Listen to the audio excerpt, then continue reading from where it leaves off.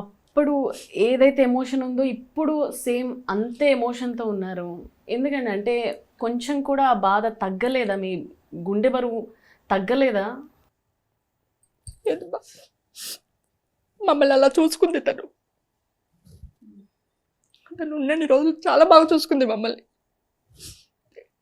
నన్ను అనేది డాడీ లేడు కానీ నీకు ఏమైంది, నువ్వు ఎందుకు బాధపడుతున్నావు, నేను ఉన్నాను కదా, నేను ఎర్నింగ్ చేస్తాను కదా, నువ్వెందుకు బాధపడుతున్నావు, ఒక డాడీ ఒక్కడు లేడు ఇంట్లో, నీకేం తక్కువైంది, నువ్వు ఎందుకు ఏడుస్తున్నావు అనేది.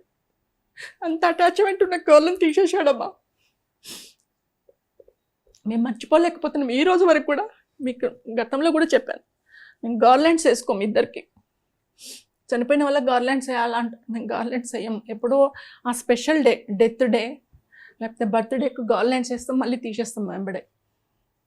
ఎందుకంటే వాళ్ళిద్దరు ఎక్కడో అబ్రాడ్లో ఉన్నారు అనుకుంటున్నాం. మెయిన్ ప్రత్యూష అబ్రాడ్లో ఉందనుకుంటున్నాం. ఎప్పుడో వస్తుంది, మా దగ్గర లేదు, దూరంగా ఉంది. చనిపోయిందని చెప్పి నెవర్ ఫీల్ మేము ఇంట్లో, మేము అసలు ఫీల్ కావట్లేదు చనిపోయిందని.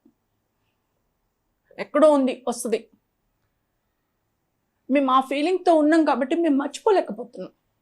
ఈరోజు నన్ను ప్రత్యూష మదర్ అంటుండ్రు, ప్రత్యూష బ్రదర్ అంటుండ్రు, ప్రత్యూష ఫ్యామిలీ అంటుండ్రు. దాని పేరు పెట్టుకొని దాన్ని ఎట్లా మర్చిపోతున్నామా? తన పేరు మీద మేము బతుకుతూ తనని ఎలా మర్చిపోతాం? న్యాయం కూడా కాదు, అది పాపం, అది మాకు. అందుకే మేమిద్దరు ఉన్న రోజులు ఆ పాపని మర్చిపోయలేదు, ప్రత్యూషని మర్చిపోయలేదు. అండ్ ఎవర్ మేము ఆమె లైవ్లీ మాతో ఉన్నదనే ఫీల్ అవుతుంది, మా ఇంట్లో ఉందనే ఫీల్ అవుతుంది.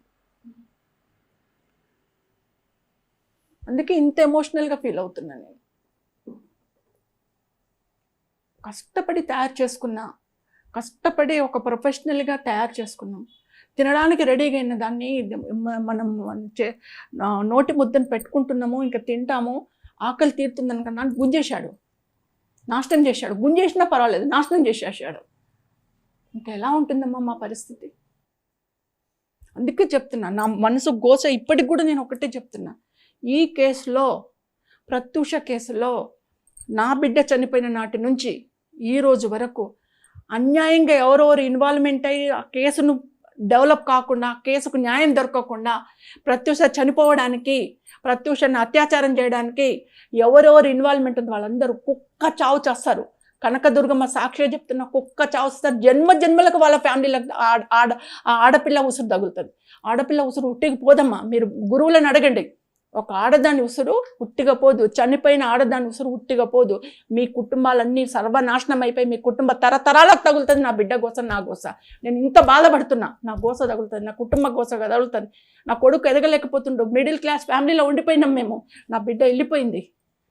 మా కుటుంబం ఏం పాపం చేసినాం? మీ అందరికి మేమేమైనా పాపం చేసినామా? మీ అందరికి మేమేమైనా ఎనిమి అయినామా?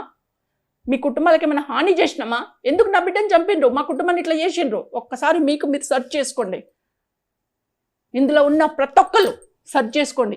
ఈ ప్రత్యూషకు మేమేం చేసినాము, అందుకే మా కుటుంబాలకి ఈ పాపం తగులుతుంది, ఈ విధంగా మేము అనుభవిస్తున్నాం అనేది వాళ్ళకి తెలుస్తుంది. ఆడపిల్లల ఉసురు పోసుకోకూడదమ్మా. నీకు నచ్చలేదు, దూరం పెట్టు. వాళ్ళ బతుకు వాళ్ళు బతుకుతారు. నీకు నచ్చలేదని చెప్పేసి, నీకు అందుట్లేదని చెప్పేసి రేప్ చేయించి చంపిస్తావా? ఇదా?